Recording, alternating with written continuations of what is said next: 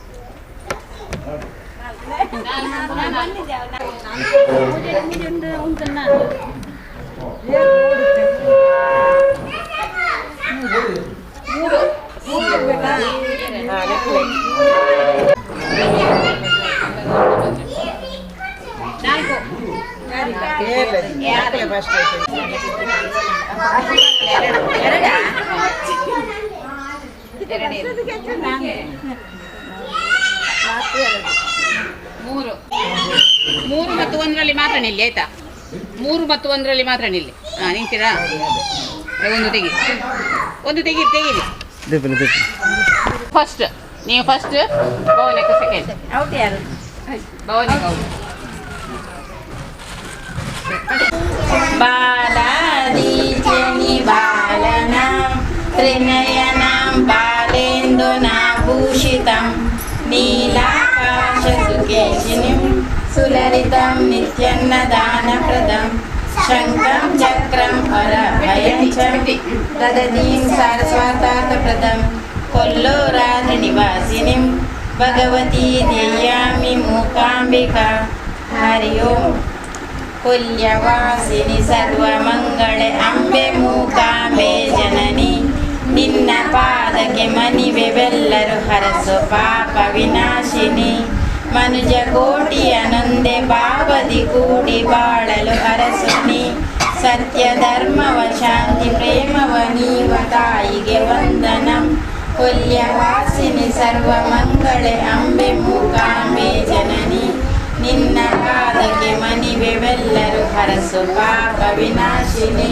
ಹರಸು ಪಾಪ ವಿನಾಶಿನಿ. ಹರಸು ಪಾಪ ವಿನಾಶಿನಿ. ಹರಿ ಓಂ. ದೇವರಂತೆ ದೇವರು ಯಾರು ನಮ್ಮ ದೇವರು? ಎತ್ತ ತಾಯಿ ದೇವರು, ಇತ್ತ ತಂದೆ ದೇವರು, ನಮ್ಮ ಗುರು ದೇವರು, ಮುದ್ದು ಕಂದ ದೇವರು. ದೇವರಂತೆ ದೇವರು ಯಾರು ನಮ್ಮ ದೇವರು? ಹೊಳೆವ ಸೂರ್ಯ ದೇವರು, ಬೆಳಗು ಚಂದ್ರ ದೇವರು, ಮಿನುಗು ತಾರೆ ದೇವರು, ನೀಲಿ ಗಗನ ದೇವರು. ದೇವರಂತೆ ದೇವರು ಯಾರು ನಮ್ಮ ದೇವರು? ಬೀಸೋ ಗಾಳಿ ದೇವರು, ಚಲಿಸೋ ಮೋಡ ದೇವರು, ಸುರಿವ ಮಳೆಯು ದೇವರು, ಹರಿವ ನದಿಯು ದೇವರು. ದೇವರಂತೆ ದೇವರು ಯಾರು ನಮ್ಮ ದೇವರು? ಎತ್ತ ತಾಯಿ ದೇವರು, ಇತ್ತ ತಂದೆ ದೇವರು, ಬೆಳೆವ ಭೂಮಿ ದೇವರು, ಹಸಿರು ವನವು ದೇವರು, ನಗುವ ಹೂವು ದೇವರು, ಕರೆವ ಹೂವು ದೇವರು. ದೇವರಂತೆ ದೇವರು ಯಾರು ನಮ್ಮ ದೇವರು? ಸತ್ಯವಾಣಿ ದೇವರು, ದಯಾನಿಧಿಯು ದೇವರು, ಕನ್ನಡಾಂಬೆ ದೇವರು, ಭಾರತಾಂಬೆ ದೇವರು. ದೇವರಂತೆ ದೇವರು ಯಾರು ನಮ್ಮ ದೇವರು, ಹೆತ್ತ ತಾಯಿ ದೇವರು, ಇತ್ತ ತಂದೆ ದೇವರು. ನಮಸ್ತೆ. ಕಾರ್ಯಕ್ರಮವನ್ನು ಇವತ್ತು ಹಮ್ಮಿಕೊಂಡಿದ್ದೇವೆ. ಈ ಕಾರ್ಯಕ್ರಮಕ್ಕೆ ನಮ್ಮ ಮಾತೃಮಂಡಲಿಯ ಅಧ್ಯಕ್ಷೆಯಾದ ಶ್ರೀಮತಿ ಸ್ಲೋಜನ್ ಟೀಚರ್ ಅವರನ್ನು ನಾನು ವೇದಿಕೆಗೆ ಆಹ್ವಾನಿಸ್ತಾ ಇದ್ದೇನೆ. ಹಾಗೆ ನಮ್ಮ ಮಹಿಳಾ ಒಕ್ಕೂಟದ ಅಧ್ಯಕ್ಷೆ ಶ್ರೀಮತಿ ಕಲಾವತಿ ಮೇಡಮ್ ಇವರನ್ನು ನಾನು ಆಹ್ವಾನಿಸ್ತಾ ಇದ್ದೇನೆ. ಹಾಗೆ ನಮ್ಮ ಮಕ್ಕಳ ಹೆತ್ತವರಾದ ಅವರು ಮಾತೃಮಂಡಲಿಯ ಸದಸ್ಯರು, ಸ್ತ್ರೀಶಕ್ತಿ ಗುಂಪಿನ ಸದಸ್ಯರು, ಹಾಗೆ ನಮ್ಮ ಮಹಿಳಾ ಒಕ್ಕೂಟದ ಪದಾಧಿಕಾರಿಗಳು ಆಗಮಿಸಿದ್ದಾರೆ. ಎಲ್ಲರಿಗೂ ನಾನು ಸ್ವಾಗತವನ್ನು ಬಯಸ್ತಾ ಇದ್ದೇನೆ. ಹಾಗೆ ಇವತ್ತು ನಮ್ಮ ಒಂದು ಕಾರ್ಯಕ್ರಮವನ್ನು ದೀಪ ಬೆಳಗಿಸುವುದರ ಮೂಲಕ ಉದ್ಘಾಟನೆಯನ್ನು ಮಾಡಲಿಕ್ಕಿದ್ದೇವೆ.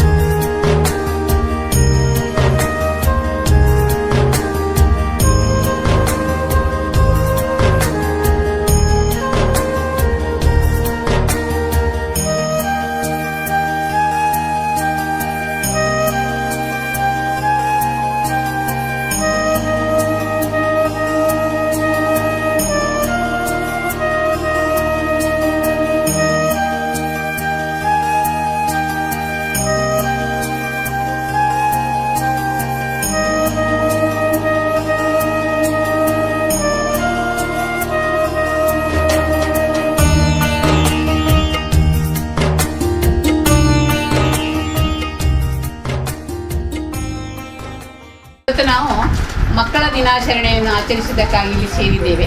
ಮಕ್ಕಳ ದಿನಾಚರಣೆ ನವೆಂಬರ್ 14 ಮಕ್ಕಳ ದಿನಾಚರಣೆಯನ್ನಾಗಿ ಎಲ್ಲ ಕಡೆ ಆಚರಿಸ್ತಾರೆ.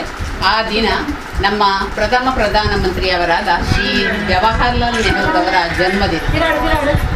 ಅವರ ಹುಟ್ಟುಹಬ್ಬವನ್ನು ನಾವು ದೇಶದಾದ್ಯಂತ ಮಕ್ಕಳ ದಿನಾಚರಣೆಯಾಗಿ ಆಚರಿಸ್ತೀವಿ. ಏಕೆಂದರೆ ನೆಹರೂರವರಿಗೆ ಮಕ್ಕಳೆಂದರೆ ತುಂಬ ಪ್ರೀತಿ. ಅವರು ಎಲ್ಲಿ ಬಂದಾಗ ಎಲ್ಲಿ ನಿಂತಾಗ ಕೂಡ ಮಕ್ಕಳು ಬಂದು ಅವರನ್ನು ಸುತ್ತುವರಿತಿದ್ರು. ಯಾಕಂದರೆ ಮಕ್ಕಳಿಗೂ ಹಾಗೆ ಜವಾಹರ್ಲಾಲ್ ನೆಹರು ಅಂದರೆ ತುಂಬ ಪ್ರೀತಿ. ಹಾಗೆ ಎಲ್ಲ ಮಕ್ಕಳು ಅವರನ್ನು ಚಾಚಾ ಅಂತ ಕರೀತಿದ್ರು, ಚಿಕ್ಕಪ್ಪ ಅಂತ ಕರೀತಿದ್ರು. ಹಾಗೆ ಅವರಿಗೆ ಎಲ್ಲ ಮಕ್ಕಳು ಬಂದು ಗುಲಾಬಿ ಹೂವನ್ನು ಕೊಡ್ತಿದ್ರು. ಆ ಗುಲಾಬಿ ಹೂವನ್ನು ಅವರು ಯಾವಾಗಲೂ ತಮ್ಮ ಕೋಟಲ್ಲಿ ಧರಿಸಿಕೊಡ್ತಿದ್ರು. ಹಾಗೆ ಮಕ್ಕಳೆಂದರೆ ಅವರಿಗೆ ತುಂಬ ಪ್ರೀತಿ ಇರುವ ಕಾರಣ ಅವರ ಹುಟ್ಟುಹಬ್ಬವನ್ನು ದೇಶದಾದ್ಯಂತ ಮಕ್ಕಳ ದಿನಾಚರಣೆಯಾಗಿ ಆಚರಿಸಲು ಅವರು ವಿನಂತಿ ಮಾಡಿಕೊಂಡರು. ಹಾಗೆ ನಾವು ಪ್ರತಿ ವರ್ಷ ನವೆಂಬರ್ 14 ಅವರ ಹುಟ್ಟುಹಬ್ಬದಂದು ಮಕ್ಕಳ ದಿನಾಚರಣೆಯನ್ನಾಗಿ ಆಚರಿಸ್ತೇವೆ. ಆ ದಿನ ಶಾಲೆಯಲ್ಲಿ ಪಾಠಗಳು ಇರುವುದಿಲ್ಲ. ಆದರೆ ಈ ಸಲ ನವೆಂಬರ್ 14 ದೀಪಾವಳಿ ಹಬ್ಬ ಬಂದ ಕಾರಣ ಶಾಲೆಗಳಿಗೆ ರಜೆ ಕೊಟ್ಟಿದ್ದಾರೆ. ಆದರೆ ನಿಜವಾಗಿ ಶಾಲೆಗೆ ರಜೆ ಕೊಡುವುದಿಲ್ಲ, ನಾವು ಸರ್ಕಾರದವ್ರು ಕೊಡುವುದಿಲ್ಲ. ಆ ಮಕ್ಕಳ ದಿನಾಚರಣೆ ದಿನ ಮಕ್ಕಳಿಗೆ ಪಾಠ ಇಲ್ಲ. ಬೆಳಗಿಂದ ಸಂಜೆ ತನಕ ಮಕ್ಕಳಿಗೆ ಆಟೋಟ ಸ್ಪರ್ಧೆಗಳನ್ನು ಏರ್ಪಡಿಸೋದು, ಬೇರೆ ಬೇರೆ ರೀತಿಯ ಸ್ಪರ್ಧೆಗಳನ್ನು ಏರ್ಪಡಿಸಿ ಮಕ್ಕಳಿಗೆ ಬಹುಮಾನ ಕೊಡೋದು, ಸಿಹಿ ತಿಂಡಿ ಕೊಡೋದು ಅಂತೂ ಆ ದಿನ ಮಕ್ಕಳನ್ನು ತುಂಬ ಸಂತೋಷದಿಂದ ಇರೋ ಹಾಗೆ ಎಲ್ಲರೂ ನೋಡಿಕೊಳ್ತಾ ಇದ್ರು. ಹಾಗೆ ಮಕ್ಕಳು ನಮ್ಮ ಇಂದಿನ ಪ್ರಜೆಗಳೇ ಮುಂದಿನ ಜನಾಂಗ. ಇಂದಿನ ನಮ್ಮ ದೇಶದ ದೊಡ್ಡ ಸಂಪತ್ತು ಹೇಳಿದರೆ ಅದು ನಮ್ಮ ಮಕ್ಕಳು. ನಮ್ಮ ಹೆತ್ತವರು ಕೂಡ ನಾವು ಯಾರತ್ತಾದರೂ ನೀವು ಯಾಕೆ ಇಷ್ಟು ಕಷ್ಟಪಡ್ತೀರಿ, ಯಾಕೆ ನೀವು ದುಡಿತೀರಿ ಕೇಳಿದರೆ ಎಲ್ಲರೂ ಹೇಳೋದು ನಮ್ಮ ಮಕ್ಕಳಿಗೋಸ್ಕರ ಹೇಳಿ. ಹಾಗೆ ಪ್ರತಿಯೊಂದು ತಂದೆ ತಾಯಿಗಳಿಗೂ ಅವರ ಮಕ್ಕಳ ಭವಿಷ್ಯವೇ ತುಂಬ ಉಜ್ವಲವಾದ ಭವಿಷ್ಯ ಇರಬೇಕಂತ ಆಸೆ ಆಗಿರ್ತದೆ. ನಾವೆಲ್ಲರೂ ರಾತ್ರಿ ಹಗಲು ಏನಾದರೂ ಚಿಂತನೆ ಮಾಡೋದಿದ್ರೆ ನಮ್ಮ ಮಕ್ಕಳ ಬಗ್ಗೆಯೇ ಚಿಂತನೆ ಮಾಡ್ತಾರೆ. ನಾನೀಗ ನನ್ನ ಮಕ್ಕಳನ್ನು ದೊಡ್ಡದು ಮಾಡಿದ್ದೇನೆ. ಏನಾದರೂ ನನ್ನ ಫ್ರೆಂಡ್ಸ್ಗಳ ಹತ್ರ ಮೊದಲ ಫ್ರೆಂಡ್ಸ್ಗಳ ಹತ್ರ ಏನಾದರೂ ಫೋನಲ್ಲಿ ಮಾತಾಡುವಾಗ ಅವರು ಹೇಳಲಿಕ್ಕೆ ಉಂಟು, ನಿಮಗೆ ಬೇರೆ ವಿಷಯವೇ ಇಲ್ಲ, ನಿನ್ನ ಮೊಮ್ಮಕ್ಕಳದ್ದೇ ಸುದ್ದಿ ಮಾತಾಡ್ತಿ ಹೇಳಿ. ಅಂದರೆ ನಮಗೆ ಮಕ್ಕಳ ಸುದ್ದಿ ಆದ ಮೇಲೆ ಈಗ ಮೊಮ್ಮಕ್ಕಳ ಸುದ್ದಿ. ಅಂದರೆ ನಮಗೆ ಮಕ್ಕಳಿಗಿಂತಲೂ ಹೆಚ್ಚಾಗಿ ನಾವು ಮೊಮ್ಮಕ್ಕಳನ್ನು ನೋಡ್ತೇವೆ. ಎಲ್ಲ ಜನರಿಗೂ ಇದು ಅನುಭವ ಆಗಿರ್ಬೋದು. ಯಾಕೆಂದರೆ ಮಕ್ಕಳೇ ನಮ್ಮ ಭವಿಷ್ಯ, ನಮ್ಮ ದೇಶದ ಸಂಪತ್ತು. ಆದ ಕಾರಣ ನಾವು ಮಕ್ಕಳಿಗೆ ಒಳ್ಳೆಯ ವಿದ್ಯೆ ಬುದ್ಧಿಯನ್ನು ಕೊಟ್ಟು ನಾವು ಅವರನ್ನು ಬೆಳೆಸಿದರೆ ಅವರು ನಮ್ಮ ಕುಟುಂಬಕ್ಕೂ ಸಂಪತ್ತಾಗ್ತಾರೆ, ಹಾಗೆ ದೇಶಕ್ಕೂ ಸಂಪತ್ತಾಗ್ತಾರೆ. ನಾವು ಮಕ್ಕಳಿಗೆ ಏನಾದರೂ ಸಂಪತ್ತು ಅಂದರೆ ಹಣದ ಸಂಪತ್ತು, ದುಡ್ಡು ಸಂಪತ್ತು ಅದು ಮಾಡಿಡದಿದ್ರೂ ತೊಂದರೆ ಇಲ್ಲ. ಮಕ್ಕಳ ಭವಿಷ್ಯ ಉಜ್ವಲವಾಗಬೇಕಾದ್ರೆ ಅವರಿಗೆ ಒಳ್ಳೆಯ ವಿದ್ಯಾಭ್ಯಾಸವನ್ನು ಕೊಡಬೇಕು, ನಮ್ಮ ಸಂಸ್ಕಾರವನ್ನು ಅವರಿಗೆ ಹೇಳಿಕೊಡಬೇಕು, ನಮ್ಮ ಸಂಸ್ಕೃತಿಯನ್ನು ಅವರಿಗೆ ಹೇಳಿಕೊಡಬೇಕು. ನಮ್ಮ ಸಂಸ್ಕೃತಿಯನ್ನು ಸಂಸ್ಕಾರವನ್ನು ಹೇಳಿಕೊಡುವುದಲ್ಲ, ನಾವು ಅದರಂತೆ ನಡಿಬೇಕು. ನಮ್ಮ ಮಕ್ಕಳು ಹೆತ್ತ ತಾಯಿಯೇ ಮೊದಲ ಗುರು, ಮನೆಯೇ ಮೊದಲ ಪಾಠಶಾಲೆ ಎಂಬ ಗಾದೆಯಂತೆ ಸಣ್ಣ ಮಗುವೇ ಮನೆಯಲ್ಲಿರುವ ಹೆತ್ತವರನ್ನು ನೋಡಿಕೊಂಡೇ ಅದು ಬೆಳೀತದೆ. ನಾವು ಏನೇನು ಮಾಡ್ತೇವೆ, ಏನೇನು ನಮ್ಮ ಹಿರಿಯರಿಗೆ ಹೇಗೆ ಗೌರವ ಕೊಡ್ತೇವೆ ಅದನ್ನೆಲ್ಲ ಮಗು ನೋಡಿ ಕಲಿತದೆ. ಆದ ಕಾರಣ ಮೊದಲಾಗಿ ನಾವು ನಮ್ಮ ಸಂಸ್ಕಾರವನ್ನು ಸಂಸ್ಕೃತಿಯನ್ನು ಬೆಳೆಸಿಕೊಳ್ಬೇಕು. ಮನೆಯೇ ಒಂದು ದೇವಾಲಯ. ಮನೆಯಲ್ಲಿರುವ ಗಂಡ ಹೆಂಡತಿ, ಅಣ್ಣ ಅಕ್ಕ ತಂಗಿ ಪ್ರಾಯದವರು ನಾವು ಗೌರವದಿಂದ ಕಾಣಬೇಕು. ಪ್ರತಿಯೊಬ್ಬರು ಕೂಡ ನಾಳೆ ನಾವು ಪ್ರಾಯದವರು ಆಗ್ತೇವೆ ಎಂಬ ಭಾವನೆಯನ್ನು ಇಟ್ಟುಕೊಳ್ಬೇಕು. ಮನೆಯಲ್ಲಿದ್ದ ಹಿರಿಯರಿಗೆ ನಾವು ಗೌರವ ಕೊಡಬೇಕು. ಪ್ರತಿದಿನ ಬೆಳಿಗ್ಗೆ ಎದ್ದ ಕೂಡಲೇ ನಾವು ಮೊದಲು ಪ್ರಾರ್ಥನೆ ಮಾಡಬೇಕು. ಯಾಕಂದರೆ ನಮಗೆ ರಾತ್ರಿ ಚೆನ್ನಾಗಿ ನಿದ್ದೆ ಕೊಟ್ಟಿದ್ದಿ, ಬೆಳಿಗ್ಗೆ ನನ್ನನ್ನು ಎಬ್ಬಿಸಿದ್ದಿ ಎಂಬುದು ಬೆಳಿಗ್ಗೆ ಎದ್ದ ಕೂಡಲೇ ದೇವರಿಗೆ ಪ್ರಾರ್ಥನೆ ಮಾಡಬೇಕು. ಹಾಗೆಯೇ ರಾತ್ರಿ ಮಲಗುವಾಗ ಕೂಡ ನಮಗೆ ಇಡೀ ದಿನ ಇವತ್ತು ಚೆನ್ನಾಗಿ ನಮ್ಮನ್ನು ನೀನು ನೋಡಿಕೊಂಡಿದ್ದಿ ದೇವರೇ ಹೇಳಿ ಮೊದಲು ದೇವರಿಗೆ ಕೃತಜ್ಞತೆಯನ್ನು ಹೇಳಬೇಕು. ಹಾಗೆಯೇ ನಾವು ಮನೆಯಲ್ಲಿದ್ದ ಹಿರಿಯರಿಗೆ ನಾವು ಗೌರವ ಕೊಟ್ಟರೆ ನಾಳೆ ನಮ್ಮ ಮಕ್ಕಳು ಕೂಡ ನಮಗೆ ಗೌರವ ಕೊಡ್ತಾರೆ. ನಾವು ಮನೆಯಲ್ಲಿದ್ದ ಹಿರಿಯರಿಗೆ ಗೌರವ ಕೊಡದೆ ಅವರನ್ನು ತಿರಸ್ಕರಿಸಿದರೆ, ಅವರ ಮಾತುಗಳಿಗೆ ಬೆಲೆ ಕೊಡದಿದ್ದರೆ ನಾಳೆ ನಮ್ಮ ಮಕ್ಕಳು ಕೂಡ ನಮಗೆ ಹಾಗೆಯೇ ಮಾಡ್ತಾರೆ.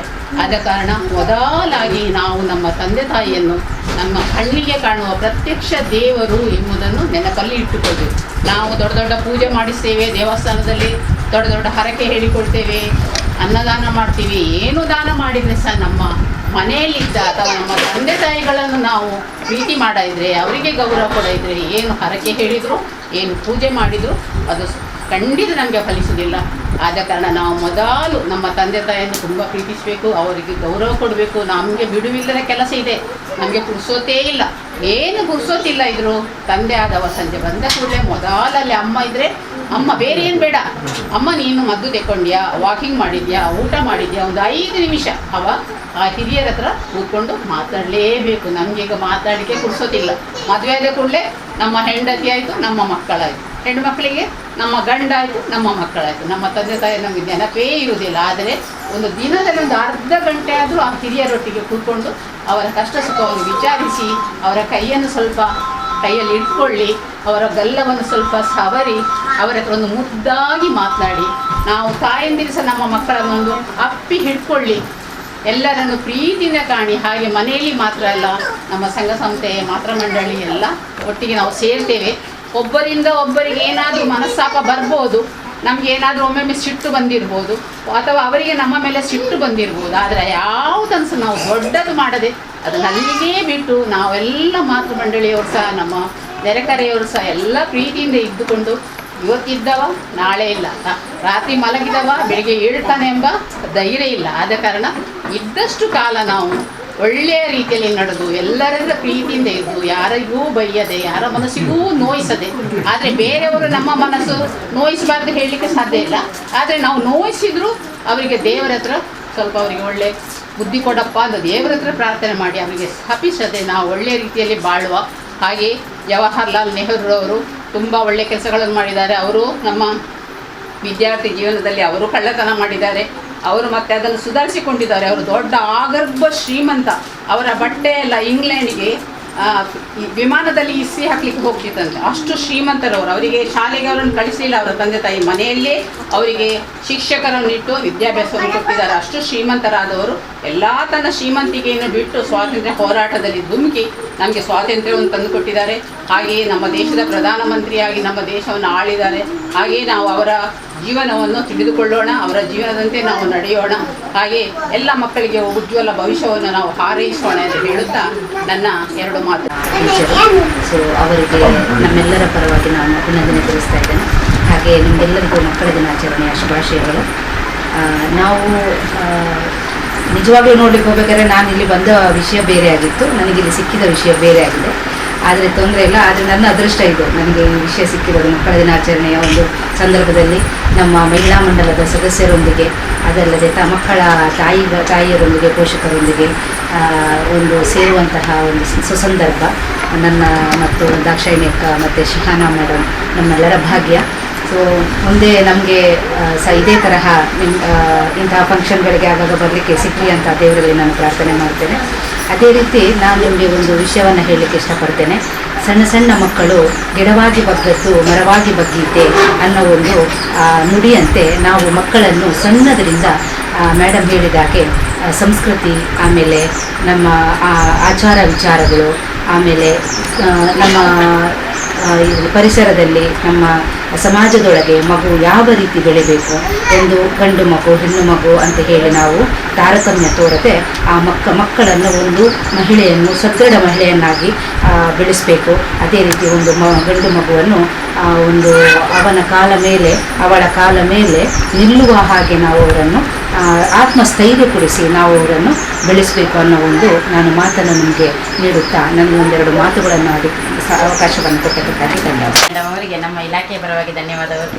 ಹಾಗೆ ನಮ್ಮ ಈ ಒಂದು ಕಾರ್ಯಕ್ರಮದಲ್ಲಿ ಮಕ್ಕಳಿಗೆ ಆಟೋಟ ಸ್ಪರ್ಧೆಯನ್ನು ಏರ್ಪಡಿಸಿದೆವು. ಆ ಆಟೋಟ ಸ್ಪರ್ಧೆಯಲ್ಲಿ ವಿಜೇತರಾದ ಮಕ್ಕಳಿಗೆ ಈಗ ಬಹುಮಾನವನ್ನು ವಿತರಿಸಲಿಕ್ಕೆ ನಮ್ಮ ಟೀಚರ್ ಅವರನ್ನು ಕೇಳಿಕೊಳ್ತಾ ಇದ್ದೇನೆ.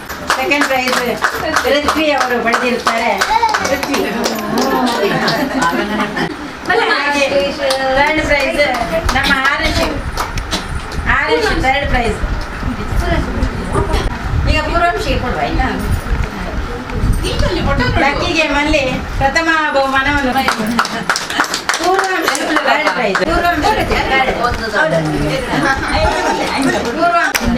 ಓಟದಲ್ಲಿ first prize Yadvith, second Arush,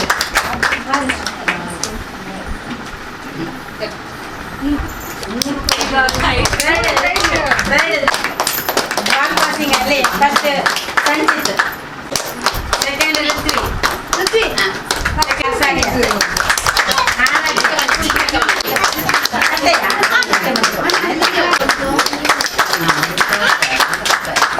ಹಾಗೆ ನಾವು ಪ್ರತಿ ವರ್ಷವೂ ಮಕ್ಕಳ ದಿನಾಚರಣೆಯೊಟ್ಟಿಗೆ ಮಹಿಳಾ ದಿನಾಚರಣೆಯನ್ನು ಸಹ ಮಾಡ್ತಾ ಇದ್ದೆವು. ಈ ವರ್ಷ ನಮಗೆ ಮಕ್ಕಳು ಸಹ ಕಡಿಮೆ, ಮಹಿಳೆಯರಿಗೆ ಸಹ ಪುರ್ಸೊತ್ತಿಲ್ಲ, ಎಲ್ಲ ಕೆಲಸಕ್ಕೆ ಹೋಗುದು. ಆದ ಕಾರಣ ಯಾವಾಗಲೂ ಶಾಮಿಯಾನ ಹಾಕಿ ದೊಡ್ಡ ಮಟ್ಟದಲ್ಲಿ ಇಲ್ಲಿ ದೊಡ್ಡ ಕಾರ್ಯಕ್ರಮ ಯಾವಾಗಲೂ ಮಾಡ್ತೇವೆ. ಈ ವರ್ಷ ಸಣ್ಣ ಮಟ್ಟದಲ್ಲಿ ಅಂಗನವಾಡಿ ಒಳಗೆ ಒಂದು ಸಣ್ಣ ಕಾರ್ಯಕ್ರಮವನ್ನು ಹಮ್ಮಿಕೊಂಡಿದ್ದೇವೆ.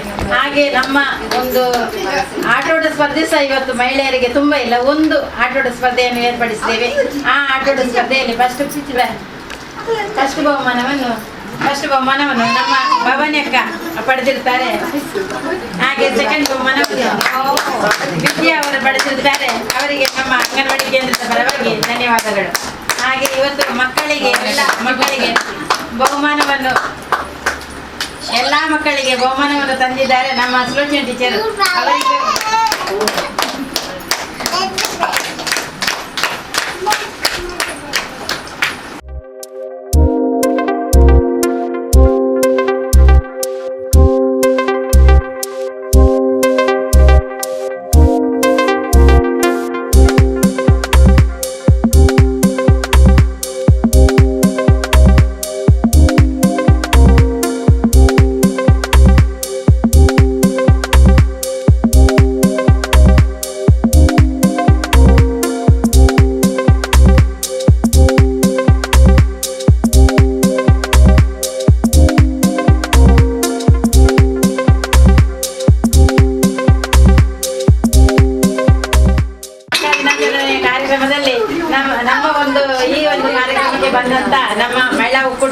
ಅಧ್ಯಕ್ಷೆ ಶ್ರೀಮತಿ ಕಲಾವತಿ ಮೇಡಮ್ ಅವರಿಗೆ ಧನ್ಯವಾದವನ್ನು ಅರ್ಪಿಸ್ತಾ ಇದ್ದೇನೆ. ಹಾಗೆ ನಮ್ಮ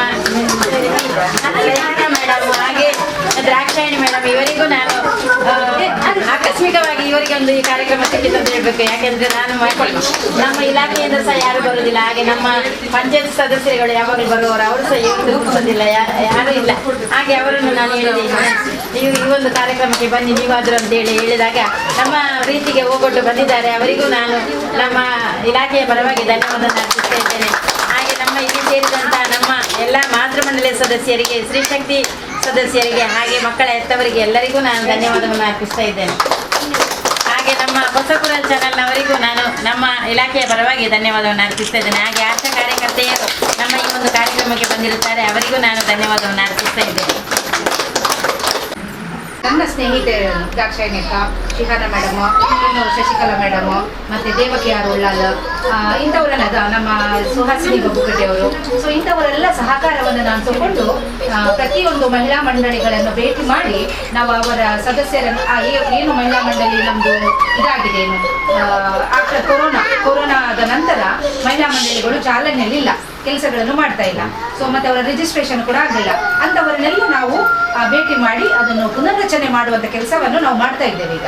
ಅದೇ ರೀತಿ ನಾವು ಕೆಲವು ಮಹಿಳಾ ಮಂಡಳಿಗಳನ್ನು ಕೂಡ ರಚನೆ ಮಾಡಿ ಆಗಿದೆ, ಅವರನ್ನು ಕೂಡ ರಿಜಿಸ್ಟ್ರೇಷನ್ ಕಾಯ್ದಿರಿಸ್ತಾ ಇದ್ದೇವೆ. ಹಾಗೆಯೇ ನಾವು ನಿಮ್ಮ ಮಹಿಳಾ ಮಂಡಳಿಯನ್ನು ಕೂಡ ಭೇಟಿ ಮಾಡಿ ನಿಮಗೆ ನಮ್ಮ ಒಕ್ಕೂಟಕ್ಕೆ ಸದಸ್ಯತ್ವವನ್ನು ತಗೊಳ್ಳುವ ಒಂದು ಉದ್ದೇಶದಿಂದ ನಾವು ಇವತ್ತು ಇಲ್ಲಿ ಬಂದಿದ್ದೇವೆ. ಈ ಮಹಿಳಾ ಮಂಡಳಿಯ ಹೆಸರು ಎಂತ ಅಂತೇಳಿ ನನಗೆ ಗೊತ್ತಿಲ್ಲ, ನೀವು ನನಗೆ ತಿಳಿಸ್ಬೇಕು. ಅಧ್ಯಕ್ಷರು ಯಾರು ಮಹಿಳಾ ಮಂಡಳಿದು? ಮೇಡಮ್ ಅವರು ನಮ್ಮ ಮಹಿಳಾ ಮಂಡಳಿಯ ಹೆಸರು ಎಂತಂತ ಹೇಳ್ಬೋದಾ? ರಮಾನಂದಾಶ್ರಮ ಮಾತೃಮಂಡಳಿ. ರಮಾನಂದಾಶ್ರಮ ಮಾತೃಮಂಡಳಿಗೆ ನಾವಿವತ್ತು ಬಂದಿರುತ್ತೇವೆ. ಸೊ ನಿಮ್ಮೆಲ್ಲರ ಸಹಕಾರ ನಮ್ಮ ಉಳ್ಳಾಲ ತಾಲೂಕು ಒಕ್ಕೂಟಕ್ಕೆ ಬೇಕಾಗಿದೆ. ದಯವಿಟ್ಟು ನಿಮ್ಮ ಒಂದು ಒಕ್ಕೂಟವನ್ನು ನಿಮ್ಮ ಒಂದು ಮಹಿಳಾ ಮಾತೃಮಂಡಳಿಯನ್ನು ನಮ್ಮ ಒಕ್ಕೂಟಕ್ಕೆ ನೀವು ಸದಸ್ಯತ್ವ ತಗೊಳ್ಬೇಕು ಅಂತ ಹೇಳಿ ನಾನು ನಿಮ್ಮಲ್ಲಿ ವಿನಂತಿಸ್ತಾ ಇದ್ದೇನೆ.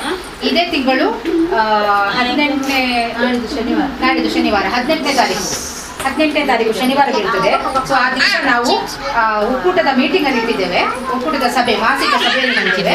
ನಮ್ಮ ಕಾರುಣ್ಯ ಸದನ ಅಂತ ಹೇಳಿ ನಿಮಗೆ ಗೊತ್ತಿರ್ಬೋದು ಮೇಡಮ್, ನಮ್ಮ ನಾಗಬಲ ಇದೆಯಲ್ಲ, ನಾಗಬಲದ ಹಿಂದುಗಡೆ ಗ್ರೀನ್ ಸಿಟಿ ಬಿಲ್ಡಿಂಗ್ ಇದೆ. ಗ್ರೀನ್ ಸಿಟಿ ಬಿಲ್ಡಿಂಗ್ ಅಲ್ಲಿ ನಮ್ಮ ಅದು ಒಂದು ತಾತ್ಕಾಲಿಕವಾಗಿ ನಾವು ನಮ್ಮ ಒಕ್ಕೂಟದ ಮೀಟಿಂಗ್ ಅನ್ನು ಮಾಡಲಿಕ್ಕೆ ಅಂತ ಹೇಳಿ ಒಂದು ಸ್ಥಳ ನಿಗದಿ ಮಾಡಿದ್ದೇವೆ. ನಮಗೆ ಇದು ಫ್ರೀ ಆಗಿ ಕೊಟ್ಟಿದ್ದಾರೆ ಸ್ಥಳವನ್ನ. ಆ ಸ್ಥಳದಲ್ಲಿ ನಾವೀಗ ನಾಡಿದ್ದು ಮಾಸಿಕ ಸಭೆಯನ್ನು ಮಾಡಲಿಕ್ಕಿದ್ದೇವೆ. ತಮ್ಮ ಕಾರ್ಯಕಾರಿ ಸಮಿತಿಯಲ್ಲಿ ಇರುವವರು ಸದಸ್ಯರು ಮತ್ತೆ ಪದಾಧಿಕಾರಿಗಳು ಅದಕ್ಕೆ ನೀವು ಬರಬೇಕು. ಸೊ ನಾನು ನಿಮ್ಮನ್ನು ಆಮಂತ್ರಿಸ್ತಾ ಇದ್ದೇನೆ ಅದಕ್ಕೆ. ಸೊ ಆ ದಿವಸ ಇನ್ನು ನಮ್ಮ ಒಕ್ಕೂಟದ ರಿಜಿಸ್ಟ್ರೇಷನ್ ಕೂಡ ಪ್ರಾಸೆಸ್ ಆಗಲಿಕ್ಕಿದೆ. ಸೊ ಆ ಸಂದರ್ಭದಲ್ಲಿ ಕೆಲವು ಪದಾಧಿಕಾರಿಗಳು ಕೂಡ ನಮಗೆ ಬೇಕಾಗಿದೆ ನಮ್ಮ ತಾಲೂಕು ಒಕ್ಕೂಟಕ್ಕೆ. ಸೊ ಆ ದಿನ ನಾವು ಒಕ್ಕೂಟದ ಪದಾಧಿಕಾರಿಗಳನ್ನು ಫೈನಲೈಸ್ ಮಾಡ್ತಾ ಇದ್ದೇವೆ. ಸೊ ಆಗ ನಿಮ್ಮ ಮಹಿಳಾ ಮಂಡಲದಲ್ಲಿ ಕೂಡ ನಮಗೆ ಕೆಲವು ಪದಾಧಿಕಾರಿಗಳು ನಮ್ಮ ಒಕ್ಕೂಟಕ್ಕೆ ಸಹ ಸಿಗಬಹುದು ಅನ್ನೋ ಒಂದು ನಮಗೆ ಆಶಯ ಇದೆ. ಸೊ ನಿಮ್ಮಲ್ಲಿ ಯಾರಾದರೂ ಒಬ್ಬರು ನಮ್ಮ ಒಕ್ಕೂಟದೊಳಗೆ ನೀವು ಸದಸ್ಯತ್ವ ಅಥವಾ ಪದಾಧಿಕಾರಿ ನೀವು ತುಳಸಿ ಮೇಡಮ್ ಇದ್ದಾರೆ. ಸೊ ನಮಗೆ ಇನ್ನೊಂದು 2-3 ಪದಾಧಿಕಾರಿಗಳು ಬೇಕಾಗ್ತದೆ ನಮ್ಮ ಒಕ್ಕೂಟಕ್ಕೆ. ಸೊ ನೀವು ಬಂದರೆ ನಮಗೆ ತುಂಬ ಸಂತೋಷ ಆಗ್ತದೆ. ಮತ್ತು ನಾವೆಲ್ಲರೂ ಒಟ್ಟಿಗೆ ಸೇರಿ ನಾವು ಈ ತಾಲೂಕು ಒಕ್ಕೂಟವನ್ನು ಮುಂದಕ್ಕೆ ತಗೊಂಡು ಹೋಗಿ ನಮ್ಮ ತಾಲೂಕು ಉಳ್ಳಾಲ ತಾಲೂಕು ಯಾವ ತಾಲೂಕುಗಳಿಗಿಂತ ಸಹ ಕಡಿಮೆ ಇಲ್ಲ ಅನ್ನೋದನ್ನು ನಾವು ಪ್ರೂವ್ ಮಾಡಬೇಕು. ನಮ್ಮ ಈ ತಾಲೂಕಿನಲ್ಲಿರುವ ಮಹಿಳೆಯರು ನಾವೆಲ್ಲ ದಿಟ್ಟ ಮಹಿಳೆಯರು, ಯಾವುದಕ್ಕೂ ನಾವು ಮುಂದಕ್ಕೆ ಹೋಗಲು ಅಂಜದ ಮಹಿಳೆಯರು ಅಂತ ಹೇಳಿ ನಾವು ಪ್ರೂವ್ ಮಾಡಬೇಕು ಅವರಿಗೆ. ಸೊ ನಮ್ಮ ತಾಲೂಕನ್ನು ನಾವು ಯಾವಾಗಲೂ ಬಿಟ್ಟು ಕೊಡಬಾರ್ದು. ಆಮೇಲೆ ಮಹಿಳೆಯರಿಗೆ ಏನೇ ಒಂದು ಸಮಸ್ಯೆ ಆಗಲಿ, ಅವರಿಗೆ ಒಂದು ಖುಷಿ ಆಗಲಿ, ಅವರ ದುಃಖದಲ್ಲಾಗಲಿ ನಾವು ಭಾಗಿಯಾಗಬೇಕು. ಸೊ ಆ ಸಂದರ್ಭವನ್ನು ನಾವು ಏರ್ಪಡಿಸಿಕೊಳ್ಬೇಕು. ಹೇಗೆ ಏರ್ಪಡಿಸಿಕೊಳ್ಳೋದು ಅಂತ ಹೇಳಿದ್ರೆ, ನಾವು ಈ ಒಗ್ಗಟ್ಟಾಗಿ ಎಲ್ಲ ಉಳ್ಳಾಲ ತಾಲೂಕಿನ ಮಹಿಳೆಯರೆಲ್ಲ ಒಗ್ಗಟ್ಟಾಗಿ ನಾವು ಅದನ್ನು ಎದುರಿಸುವ ಒಂದು ಆತ್ಮಸ್ಥೈರ್ಯವನ್ನು ಬೆಳೆಸಿಕೊಳ್ಳುವ ಸಲುವಾಗಿ ನಾವು ಒಕ್ಕೂಟದ ರಚನೆ ಮಾಡಿ ನಾವು ಅದರ ಮೂಲಕ ನಿಮ್ಮನ್ನು ಸದೃಢ ಮಹಿಳೆಯನ್ನಾಗಿ ಮಾಡಲಿಕ್ಕೆ ಸಹಾಯ ಮಾಡ್ತೇವೆ ಅಂತೇಳಿ ಈ ಸಂದರ್ಭದಲ್ಲಿ ನಿಮಗೆಲ್ಲ ನಾನು ತಿಳಿಸಿ ನಿಮ್ಮ ಸಹಕಾರವನ್ನು ಸದಾ ಬಯಸುತ್ತಾ ನಿಮ್ಮೊಂದಿಗೆ ಕಲಾವತಿ. ಮಹಿಳಾ ಒಕ್ಕೂಟ ಅಂತ ಹೇಳಿದ್ರೆ ಅದೊಂದು ರಿಜಿಸ್ಟ್ರೇಷನ್ ಮಾಡಿದ್ರೆ ನಮಗೆ ಸರ್ಕಾರದಿಂದ ಸಿಗುವಂತ ಸೌಲಭ್ಯಗಳು ನಮಗೆ ಸಿಗ್ತದೆ. ಈಗ ನಮ್ಮ ಮಹಿಳಾ ಮಂಡಳಿಗೆ ಸರ್ಕಾರದಿಂದ ಯಾವ ಸವಲತ್ತು ಇಲ್ಲ. ಆದ ಕಾರಣ ನಾವು ಸಹ ರಿಜಿಸ್ಟ್ರೇಷನ್ ಮಾಡಿಕೊಂಡ್ರೆ ಸರ್ಕಾರದ ಸವಲತ್ತು ಅಂತ ಹೇಳಿ ಸವಿಸ್ತಾರವಾಗಿ ತಿಳಿಸಿಕೊಟ್ರು ನಮ್ಮ ಕಲಾವತಿ ಮೇಡಮ್ ಅವರು. ಅವರಿಗೆ ನಮ್ಮ ಒಂದು ಅಂಗನವಾಡಿ ಕೇಂದ್ರದ ಪರವಾಗಿ ಧನ್ಯವಾದವನ್ನು ಅರ್ಪಿಸ್ತಾ ಇದ್ದೇನೆ. ಹಾಗೆ ಈಗ ನಾನು ಕೊಟ್ಟಂತ ಚೀಟಿಗಳನ್ನೆಲ್ಲ ಓಪನ್ ಮಾಡಿ ಅದರಲ್ಲಿ ಯಾರು ಒಂದು ನಂಬರ್ ಉಂಟು ನೋಡಿ. ಒಂದು ನಂಬರ್ ಇದ್ದವರು ಕೈ ಮೇಲೆ ಮಾಡಿ. ಒಂದು ನಂಬರ್ ಇಷ್ಟು ಜನರಲ್ಲಿ ಅದೃಷ್ಟವಂತರು ನಮ್ಮ ಶಶಿಕಲಾ ಮೇಡಮ್ ಅವರಾಗಿದ್ದಾರೆ. ಅವರಿಗೆಲ್ಲ ಜೋರಾಗಿ ಕಬಡ್ಡಿ.